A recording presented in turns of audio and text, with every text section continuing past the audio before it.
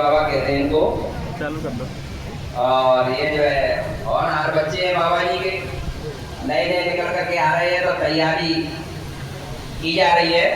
आगे आने वाले समय में ये काम करेंगे, क्या गुण खिलाएंगे, ये गुरु महाराज की मौज पर डिपेंड करता है। तो इनके लिए बोलिए प्रेम से जय। समय 20 मिनट।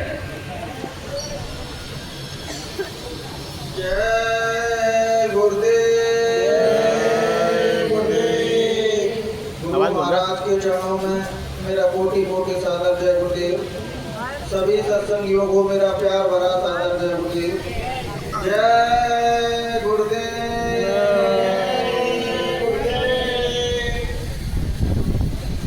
संत कबीर साहब कहते हैं कि कबीर संसार की उल्टी देगी रीत, पापी मिलके राज करें और साधु मांगे भी।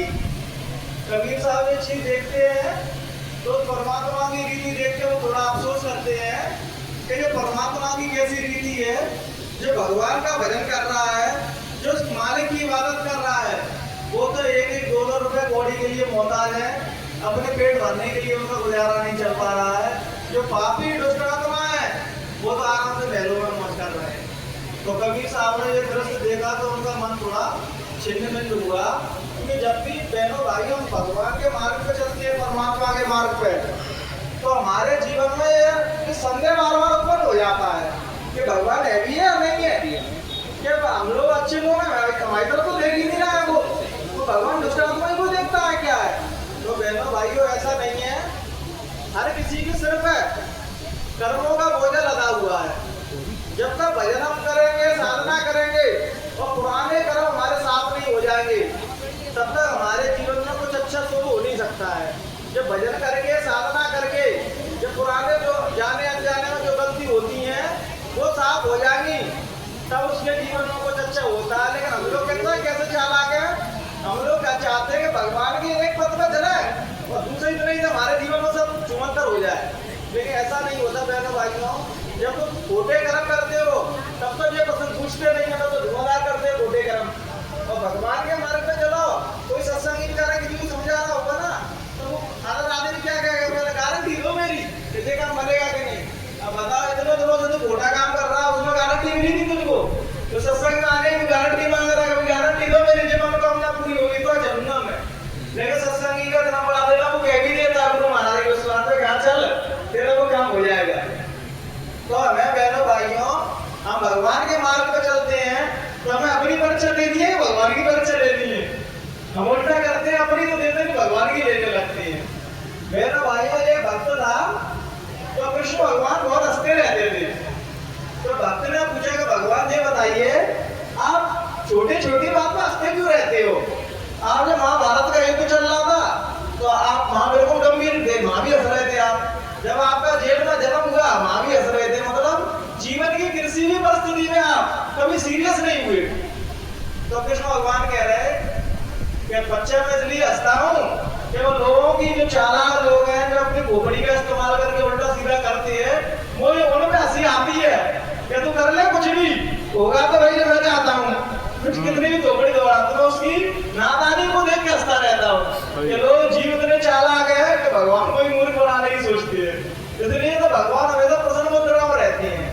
अपने सदग्रंथों में कहा है कि परमात्मा तो जो व्यक्ति प्रसन्न रहता है ना, समझना है कि वो परमात्मा के पथ पर चलने लगा है। हम लोग क्या अपना करोड़ों रुपए रखे हैं तो उदास बैठे हैं, अरे थोड़े कम पैसा है, सब कुछ घर में संपन्न है तो रो रहे हैं। तो भगवान कहता है रोने की आदत बन गई है तो जब दया कैसे करेंगे। भक्ति को कोई कर सकता है बहनों भाइयों जो हर परिस्थिति में अपने गुरु का, परमात्मा का शुक्रिया अदा करे कि भैया मुझे सूखी मिल रही है उसमें भी खुश रहे, घी में छिपरी मिल रही है उसमें भी खुशी रहे। लेकिन हम पता क्या करते हैं, सूखी मिलेंगे तो गुरु महाराज से बात कर लेंगे, गुरु महाराज हम तुमसे जुड़ गए, सूखी रोटी मिल रही है तो हमें घी में छिपरी दो। तो हम मतलब कैसे भजन करेंगे? भगवान के पथ पर चलना चाहते हैं लेकिन परीक्षा कोई देना नहीं चाहता।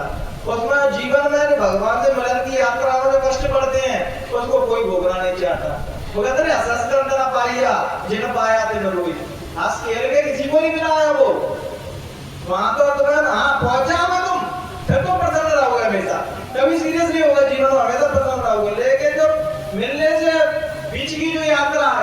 तब तक तुमको रोना पड़ेगा बहनों भाइयों, गरीबी भी देखनी पड़ेगी, आलोचना सहनी पड़ेगी। तुम्हारे खुद के ही व्यक्ति जिन पर तुम्हें सबसे ज्यादा विश्वास होगा वही तुम्हारे विरोध में खड़े हो जाएंगे, तो समझना कि तुम्हारा पथ सच्चा है।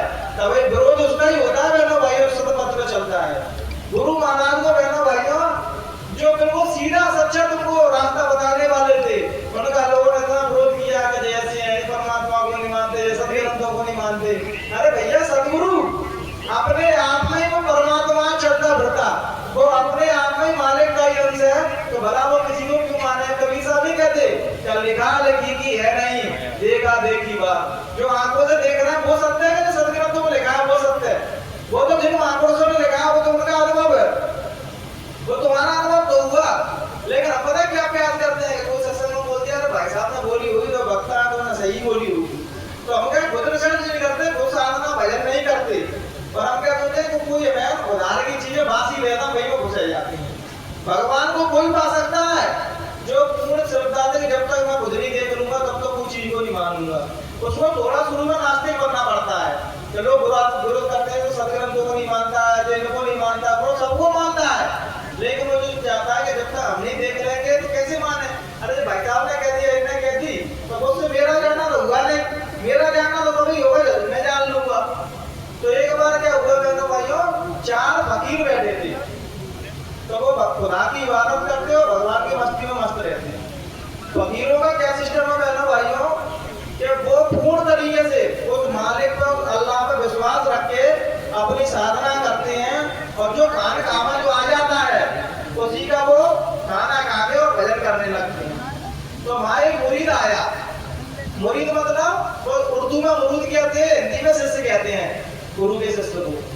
तो मुरीद का अर्थ पता है संतों ने क्या बताया, जिसने अपने मन को मुर्दा कर दिया है वही मुरीद है, और मुर्शिद जो परमात्मा से मिल चुका है वही मुर्शिद है। हमने अपने आप को मुर्दा कर दिया है, अब तुमसे गाली देता नहीं तुम्हारा लठिया निकाल लिया है, गुरु महाराज से लड़ूंगा जो तुझे लड़ेंगे नहीं मैं। हमने मुर्दा किसी ने नहीं किया है, जिसने मुर्दा कर दिया है उस पर वो इनायत की दृष्टि, कृपाली दृष्टि चलती है, जिसका खुद का कोई वजूद नहीं है। अब तो जो कुछ वजूद है उसके गुरु का ही वजूद है। तो बहना भाइयों को उन फकीरों की सेवा करता था और आराम से मकान काम रहता था।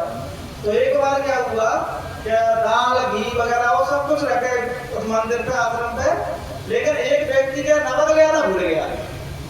अब मैंने इतनी छोटी चीज की कौन ध्यान देता है कि भाई आश्रम में घी दूध रख जाएगा, कोई खाने वस्तुओं की चीज रखेगा बलगुरु, लेकिन नमक की छोटी सी चीज की कौन ध्यान रखता है। तो उन्होंने देखा कि आज नमक नहीं है, तो वो खाना बना रहा मुरीद, तो माने सोची कि भैया आज नमक नहीं है, तो 2 पैसा को बाजार से नमक ले आया और मामा नमक मिला दिया, तो गुरु प्रसन्न हो जाएंगे, तारीफ कर देंगे भैया अच्छा खाना बनाया। तो सदगुरु ने मुर्शिद ने वो कोरा उठाया, तो उसे वो कोरा नहीं उठ रहा। तो वो कह रहे कि जामा क्या मिलाया तुमने, क्या वो कोरा ही नहीं उठ रहा, बहुत भारी लग रहा है कोरा, क्योंकि वो तो फकीर होते हैं, वो तो पूर्ण तरीके से अल्लाह पर विश्वास करते हैं। भगवान से वही व्यक्ति मिल सकता है जिसका 99% विश्वास है, तब तक नहीं मिल सकता वो। अपन बातें सबसे तो लोग की करेंगे, लेकिन कहना भाई इतना सरल होता सब पहुंचे होते मां 100% विश्वास हो जाएगा तुम्हारा, तब तुम उस तक पहुंच पाओगे। तो मुर्शिद कह रहा है ये थोड़ा बहुत भारी हो गया, उठ क्यों नहीं रहा उससे, इसमें जरूर कोई बाहर की वस्तु मिलाई है। तो सबों से पूछा कोई नहीं रहा है। तब जब गुरु ज्यादा गुस्सा होने लगे तो थोड़ी हिम्मत करके कब आके वो आया और लड़खड़ाती जबान में बोला कि हुजूर ये गलती मुझसे ही हुई है, मैंने मिलाया था। तो उन्होंने कही कि तू मेरे यहाँ रहकर 2 साल से मालिक की इबादत कर रहा है, उसका भजन कर रहा है, तुझे इतना भी विश्वास नहीं था, तो दाल रोटी घी दे गया तो नमक नहीं देता था तुमको, जा मेरे अंदर कहने जाती। तो उन्हें खान से भगा दिया बहनों भाइयों, और उसी तरफ से बहनों भाइयों वो आगे चल के बहुत बड़े सूफी संत बने। तो गुरु और शिष्य का ऐसा नाता रहता है बहनों भाइयों, बेटे का गुरु उसका पिता होता है और शिष्य उसका बेटा होता है। जब तक तुम ये रिश्ते नहीं बनाओगे, अपन पता कैसे रिश्ते बना लेते हैं कि पैर छीना पड़े बस 10-5 रुपए देना पड़े बस यही का काम हो जाए मेरा। अरे गुरु को देख के, उनके प्रवचन को सुन के तुम्हारे आंसू नहीं आए, उनकी पीड़ा को देख के तुम्हारा हृदय कंपन नहीं हुआ, तो तुम कैसे गुरु को मानते हो। गुरु को इतना कष्ट में देख भी अपन लोग देख के भग जाते, मुझे पता नहीं कि ये सब करतूती अपन लोगों की है। हुजूर कहते हैं भैया तुम छोटे कर्म छोड़ दो, उल्टे सीधे काम छोड़ दो, भैया तुम करोगे मुझे भोगने पड़ेगा। जूझ रहे हैं, पेट में भलका कर रहे हैं, तो नहीं छोड़ते, पैर छिया फिर वही का मन में रंग गई। और अपने आप को हम कहते हैं हम मुरीद है, हम शिष्य है, हम ये है, हम वो है।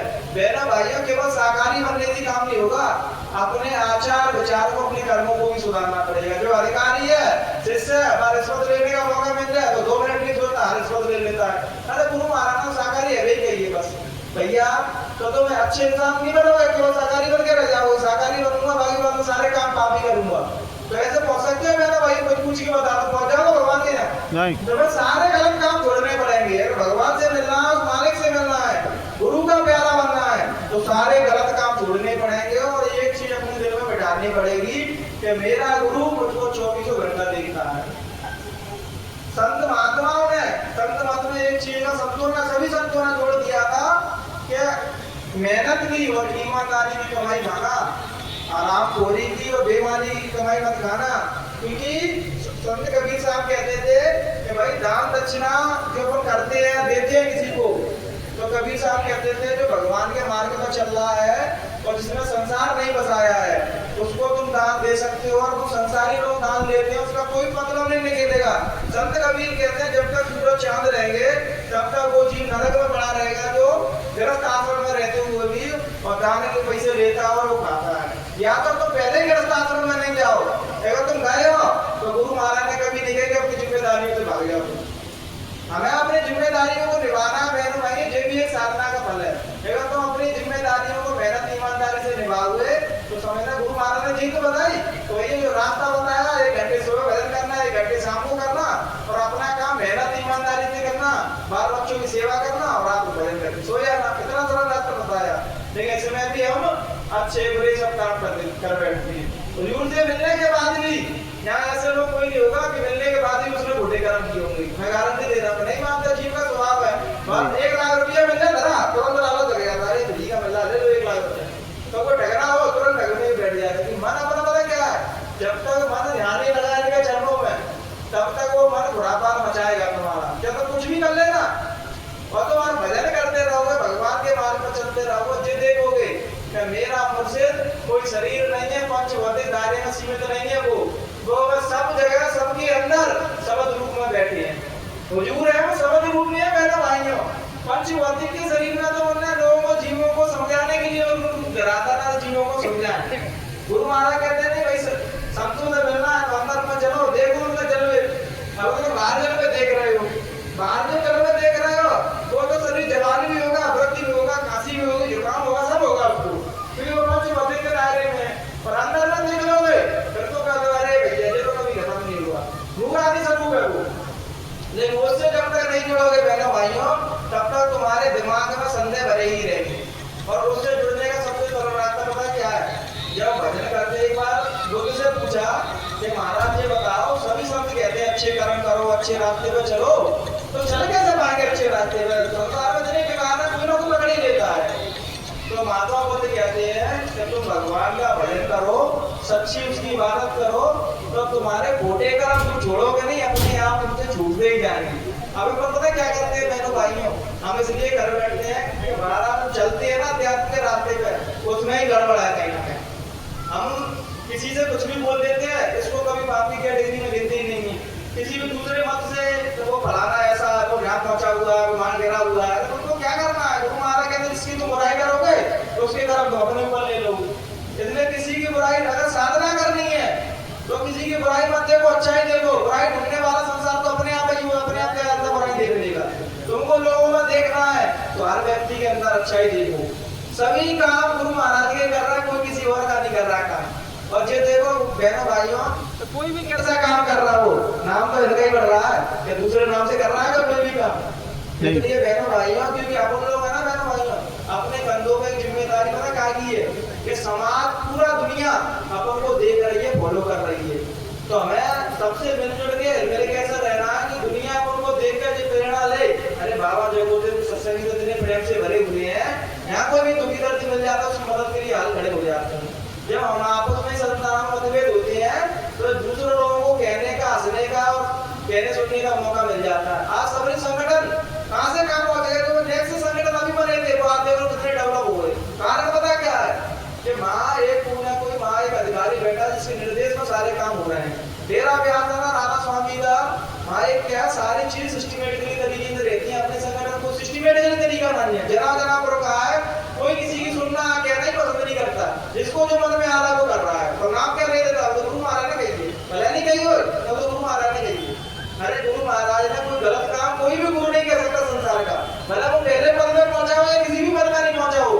कोई भी संत महात्मा कभी गलत काम की नहीं कहेंगे तुम चोरी करो, बढ़िया करो, खोटे कर्म करो। हर संत महात्मा चलो कहीं पे भी नहीं पहुंचा हो, लेकिन लोगों को शांति का, भाईचारे का, प्रेम का पैगाम दिया है उन्होंने। कभी उन्होंने किसी भी संत महात्मा ने तुमसे कहा है मंदिर तो बढ़िया में रहना, वो भी कह रहे हैं अच्छे इंसान बनना, अपना काम मेहनत ईमानदारी से करना, अच्छे कर्म करना, कहते हैं कि नहीं बैठो भाई, सभी संत कहते हैं। तो हमें संतों से अच्छा ही ग्रहण करनी है। जो ग्रहण नहीं कर रहा कौन सा संत खराब है, कौन सा पहुंचा हुआ है, कौन सा गिरा हुआ है। मैं तो कहता हूँ भाई जो सच्चा, अगर संत का भेष किसी ने रख लिया है तो बाप के पास कुछ ना कुछ तुम्हें देने के लिए जरूर होगा, क्योंकि आज के कलयुग में संत बनना बड़ा मुश्किल खेल है। तो माया अपनी परवाना कहीं ना कहीं पड़ेगी देगी तुम्हें। माया का मतलब पैसा तो इसकी से नहीं है, जो चीज हमें भगवान के द्वार पर मिलने से रोके वो सब माया है। कि अपन माया से क्या मतलब छोड़ देते हैं, स्त्री है और पैसा है, नहीं। मान सम्मान की चाहना भी भगवान से मिलने के बीच में बाधा है, ठीक है। और एक दूसरे की निंदा करना ये भी भगवान से मिलने के बीच की बाधा है। सब लोगों में अच्छाई देखो और प्रेम से शांति के साथ रहो, चाहे सत्संगी हो चाहे अलग सत्संगी हो। तो तुम्हारी अच्छाई को देख के लोग बदलेंगे। हम लोग पता क्या करते हैं, वो तो बदलते नहीं तो समाज सुधारने चले जाते हैं। अरे मैं गुरु महाराज का प्रचार करूंगा, वो प्रचार करूंगा, पहले कहते नहीं तुम सुधर जाओगे ना दुनिया अपने आप सुधर जाएगी। हम लोग बड़ा क्या करते हैं, उधर ही सुधरते हैं, दूसरे लोग सुधारने लगे। तो कहते भाई साहब जितनी तुम कह रहे हो पहले खुद तो चलो बात। मैं कह रहा हूँ वहां से भाई साहब चोरी मत करना, मांस मत करना, अंडा मत खाना, और मैं कह रहा हूँ। तो कहते भाई साहब दूसरे से कहते तो खुद तो छोड़ा तुम। तो पहला बुराई अपने अंदर देखोगे, बुराई में देखा तो क्या चला, और बुरा ना मिल गया कोई, और जो दिन बोले अपना मुझसे बुरा ना कोई। अपने अंदर बुराई ढूंढो, हर इंसान के अंदर कूट कूट के बुराई भरी पड़ी है। लेकिन जीव की विडंबना है वो खुद भी नहीं देखता, दूसरे भी देखने में लग जाता कौन क्या कर रहा है। यही में तो मर रहे हैं अब कि लोग हमसे क्या कहेंगे, हम भगवान के मार्ग पे चलेंगे तो गरीबी आ जाएगी, लोग निंदा करेंगे तो हम कैसे सेवाएंगे उसको। और ऐसा सोचोगे तो तुम भगवान के मार्ग में कभी नहीं चल सकते। हम लोग पता क्या करते हैं कि जो लोग भी कपड़ा पहनते हैं गुरु महाराज के, वो देख लेते हैं पहले मोहल्ला से बाहर निकल रहे हैं, फिर बात टोपी लगा लेंगे सत्संग के सामने, फिर जेब में घुस लेंगे। अरे इसको स्वीकारना तो तुम तो स्वीकार नहीं स्वीकारना तो मत लगाओ। जैसे हमारा सिद्धांत है भाई हम नहीं पहनते तो नहीं पहनते, भाई तो नहीं पहनते, पहनते मूड में नहीं कहते पहनेंगे, नहीं पहनेंगे तो नहीं पहनेंगे।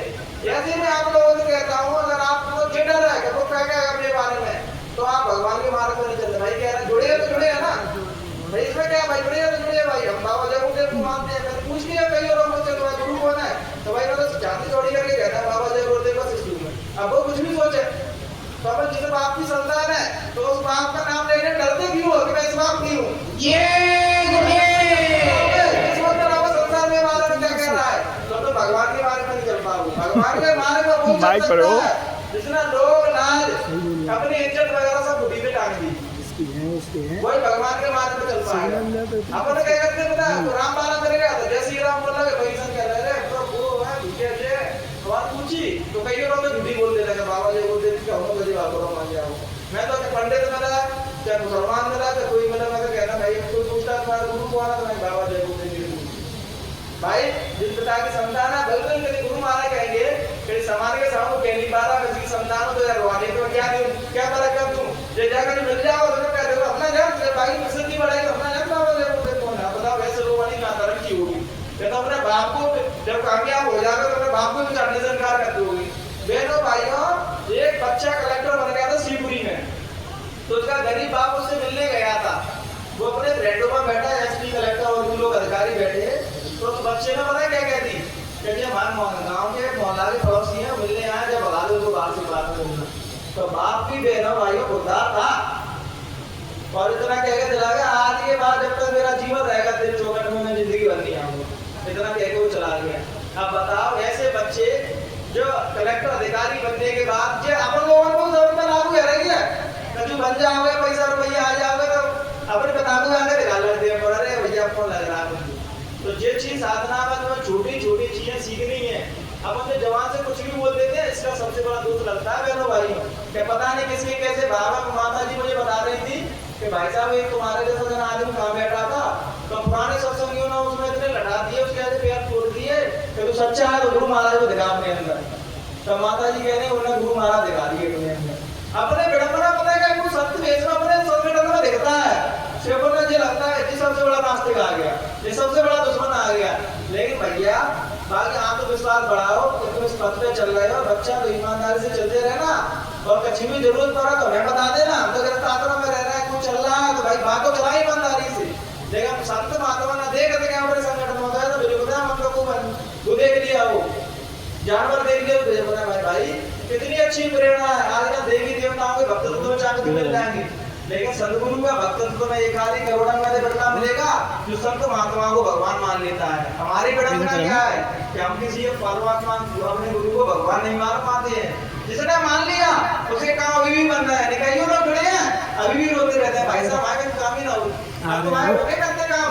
तो तुम जहाँ देवी देवता जा रहा है वहाँ पे एक देवी देवता ना छोड़े तुमने, एक उदाहरण ना छोड़े, एक भक्त ना छोड़े। और फिर कह रहा मैं गुरु महाराज से जुड़ूंगा, मैं बता दो एक खिचड़ी कर रहा है तो कहते हैं एक को साधा सब सद है और सब साधे सब जाए। एक को साध लो सब अपने आप सद जाएंगे। अपन क्या करते हैं कि भाई समर को धीरे धीरे बना दो, जगह बना दो, लोग बना दो, और समर ने बनावे चक्कर सब छूट जाते हैं।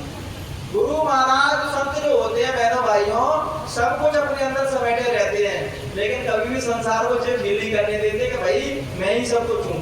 एक बार पता क्या हुआ बहनों भाइयों, एक बच्चे को परमात्मा से मिलने की तड़प उठी तो अपने गांव से बाहर निकला तो बाकी गांव के बाहर एक संत बैठे।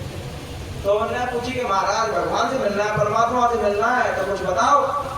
तो उन्होंने गुरु की पहचान बता दी, 4-5 पहचान बताई कि उनको देख के तो परमात्मा की याद आने लगी।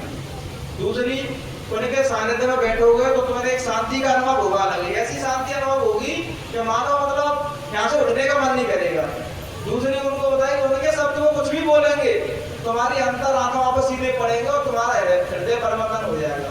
तो बच्चा इतना बेहोश कि जो वो कह रहे थे वो शब्द में सारे गुण थे उनमें, लेकिन वो बेहोश था, उसके अंदर समझ में नहीं आई तो चल दिया भाई बोलने के लिए। मक्का मदीना काशी जितने भी तीर्थ स्थान थे सब जगह ढूंढ लिया उसने, कहीं कुछ नहीं मिला उसको। जब थका के भाई गांव में आ गया तो वो बाबा से पूछेगा महाराज सब जगह घूम आया मुझको, लेकिन उनको कहीं घूमा ही नहीं, तुमने संकेत बताए थे उनको। तब उनको जो होश आया कि भैया जिसको ढूंढना था वो सारे गुण तो इनके अंदर है, स्वयं के अंदर। तो नहीं महाराज तुमने पहले क्यों नहीं की कि तुम्हें ही हो। तो उन्होंने कि बच्चा अगर मैं पहले कह रहा हूँ मानता मेरी बात तो वो ही मारा लग दो, पहले अपने आप को क्या लगे। तो संत कभी नहीं कहेंगे कि हम सब कुछ है, वो तो तुम्हें मानना पड़ेगा। कई लोग गुरु महाराज से पूछे गुरु महाराज जो 4 धाम की यात्रा करें अब बताओ कि गुरु महाराज को शर्मिंदा करने के लिए कि वो मना करते हैं तो हम माने, तो क्या मना करेंगे भाई, आस्था तो तुम्हारी है, तुम्हें विश्वास कितना वो तुम जानो। गुरु महाराज कहते तो ये चलेगा, बोलने नहीं होगा किसी भी देवी देवता की पूजा करने के लिए, लेकिन विश्वास भक्ति तुम्हें करनी है। वो कानून कहेंगे अगर वो नहीं कर देंगे सब कभी नहीं तो करेंगे ना होगे तो कहते भैया चले जाओ तुम्हें कर रहा है। सच्चा मुरीद तो वही होता है जिसने अपने दिल को, अपने मन को, अपने शरीर को अपने गुरु के चरणों में मुर्दा कर दिया है। जिसने मुर्दा नहीं किया, जिसका स्वयं का कोई वजूद है, कहता मैं छतरी हूँ, मैं फलाना हूँ, मैं ठिकाना हूँ, मैं सेठ हूँ, मैं साहूकार हूँ, तब तक तो भगवान को कैसे पहचान।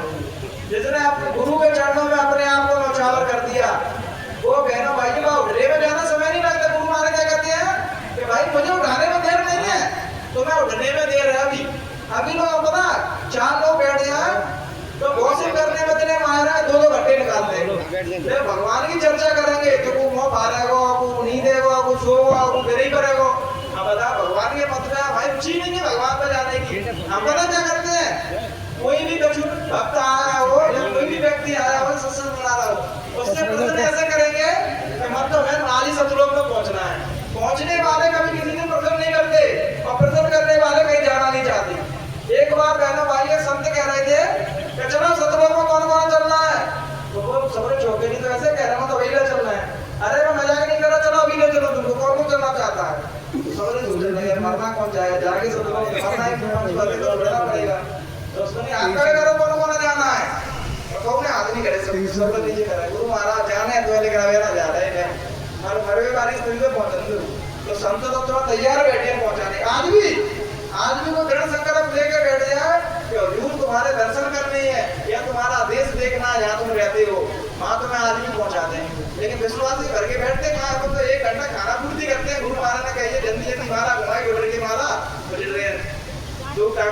भैया उससे मिलना है, उसके लिए रो, उससे मिलने की जैसे नाती से मिलने की तड़पन रहती है ना, दो मंजिला बनाने की तड़पन रहती है, जल्दी कालियां लगाओ, जल्दी मिस्त्री लगाओ, 2 मंजिल बनाओ, ऐसे ही उससे मिलने की तड़प पैदा करो, प्यास पैदा करो। जिस देर प्यास पैदा हो जाएगी ना बहनों भाई में, तो चुटकी बजाते मिल जाएगा तुम्हें। अब प्यास ही नहीं है हमारे परमात्मा से मिलने के, मना क्यों आना सब? अरे भाई साहब मैं बात कही नहीं, अध्यात्म की भौतिकवादी और अध्यात्मवादी दोनों लाभ मिलेंगे। तो कुछ लोग तो सोच रहे हैं कि भौतिक आध्यात्मिक भले ना मिले, लेकिन भौतिक मिल जाए हमको, क्योंकि सब लोग दैनिक संसारी चीज को मांग रहे हैं, बच्चे दे दो, वो दे दो। गुरु महाराज कलकत्ता में कह रहे हैं 20 करोड़ लोगों की जनता में एक भी नहीं मिला जो कहते कि परमात्मा से मिला दो और कुछ नहीं चाहिए। और लोग आए बहनों भाई सभी लोग हैं, अरे गुरु महाराज दे देना, गुरु महाराज कैंसर ठीक कर देना, गुरु महाराज टीबी ठीक कर देना, गुरु महाराज कमजोर हो रहा हूँ, मोदी की शादी नहीं हुई, मेरी शादी नहीं हुई, यही मांग लूंगा 2 करोड़ की चीज और यही मैं खुश होगा। अभी भी हम यही कर रहे हैं, सबने व्रत हो गए, सब संसारी चीजें मांगने में लगे हैं। तो 2 आंसू रोज, सबसे बड़ी पता है सतगुरु की साधना क्या है? 2 आंसू गिरा के उनके चरण धो दो बस, और बस आंसू गिर जाए ना फिर तो खड़े हो जाओ भजन, बस हो गई मेरी साधना, हो गई। साधना जो भी रोज कर रहा है समझना उसकी फरियाद उस मालिक के दरबार में पहुंच रही है। इसके अलावा तुम कुछ भी उठा पड़ा कर रहे हो, कुछ नहीं पहुंच रही, तो अपने मन की पहलवानी करना। इन्हीं विचारों के साथ हम अपनी वाणी को यही प्रणाम देंगे। अगर बहनों भाइयों कहने सुनने में कोई भी त्रुटि रह गई हो, तो कोई भक्ता नहीं है, कोई ज्ञानी नहीं है, तो अपना बेटा छोटा भाई समझ के हमें माफ कर देना। जय बहुत बहुत धन्यवाद राहुल भाई को। मालिक के वचन बहुत शीतल भाषा में, सरल भाषा में सबके सामने रखे। प्रेमियों को